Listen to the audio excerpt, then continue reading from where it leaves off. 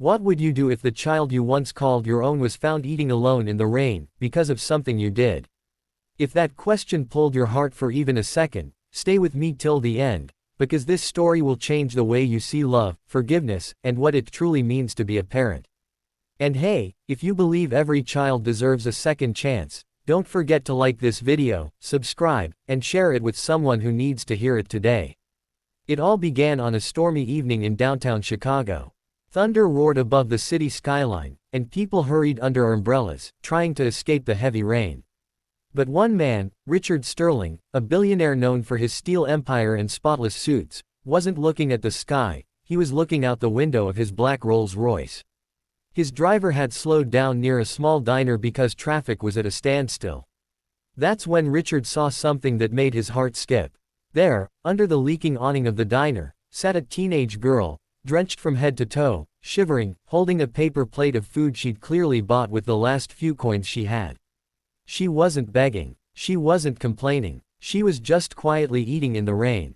And then Richard froze. His chest tightened. His breath caught. Because that girl looked exactly like Amara, the daughter he had adopted 12 years ago.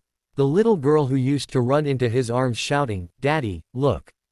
I made you breakfast." The girl who called him her hero. The same child who had vanished from his life 3 years ago after he made a mistake he thought he could never undo. "Stop the car," Richard said, his voice trembling. The driver hesitated. "Sir, it's pouring."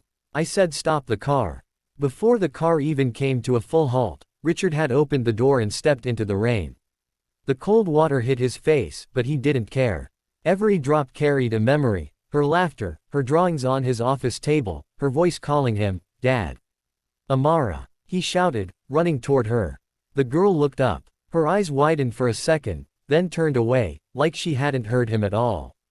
He reached her, kneeling beside her soaked figure. "Amara, it's me. It's Dad." She paused. Slowly, she looked at him, her lips trembling. "I don't have a dad," she whispered. Those 4 words hit him harder than any storm ever could. "Please," he said, tears mixing with the rain. "Just tell me what happened. Why are you here like this?" She didn't answer. Instead, she stared down at her food, a half-eaten sandwich. Her hands were trembling from the cold. He noticed the plastic bag beside her. It had schoolbooks inside. One had his company logo on the back. She'd kept them all these years. Finally, she spoke. "You told me I was never enough." Richard's knees weakened. He remembered that night, the argument that shattered everything. 3 years ago, he had found out Amara had been skipping her elite private school. She had gone to volunteer at a local shelter instead. He'd been furious, embarrassed, even. The media had been circling him about being a charity case millionaire. And in his pride, he yelled something unforgivable. "You're not my real daughter. You'll never understand what it means to be a Sterling." Those words broke her. The next morning, she was gone. He searched for months, offered rewards, contacted the police, but she never came home. Now, here she was, under the rain, eating scraps while he sat in mansions built on cold marble floors. Richard's voice cracked. "Amara, I didn't mean it. I was angry. I was stupid. Please, come home. You belong with me." Amara stood up, clutching her thin jacket. "Home? You mean that place where I was just a project to show the world how generous you were? You adopted me for you, not for me." Her words pierced him again. "I wasn't a daughter to you, Richard. I was your redemption story."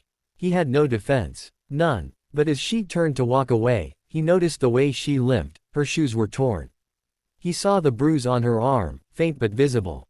And something inside him snapped. He couldn't let her go again.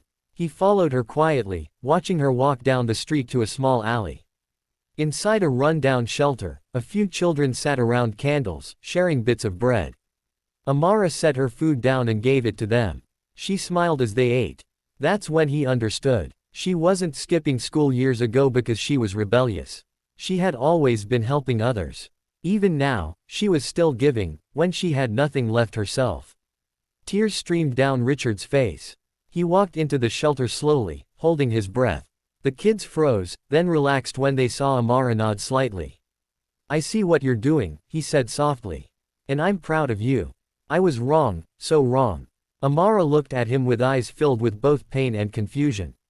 Why now, Richard? Why after everything? Because I finally understand what love really is, he whispered. It's not control. It's not pride. It's sacrifice. He reached into his pocket and handed her a small locket. You dropped this years ago. Inside was a photo, a younger Amara sitting on his lap, both smiling like nothing could ever separate them. Her lips quivered. For the first time, her tears fell freely. Richard got down on his knees, in front of everyone, in the dirt, in the rain still dripping through the roof. Please forgive me, Amara. I'll spend the rest of my life making it right. She didn't answer at first.